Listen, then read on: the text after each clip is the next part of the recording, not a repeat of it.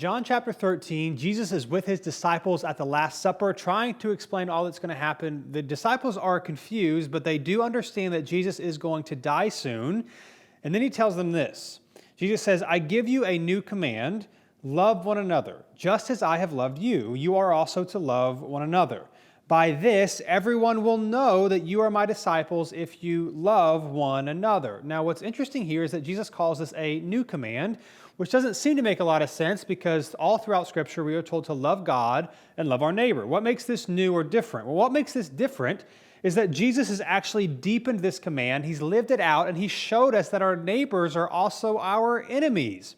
In other words, people who look different than us, think different than us, vote different than us, we are still called to love them, not just as an intellectual exercise, but as a practical thing that we do. Because here's what we know. We all love the idea of love until we actually have to do it. And so in order for us to do this the way that Jesus has done it and demonstrated it to us, here's what this means.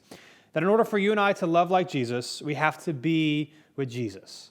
In order for you, for me, for us to love like Jesus, we have to be with Jesus so we can follow this command and let as many people know as possible about Jesus' love, grace, and mercy.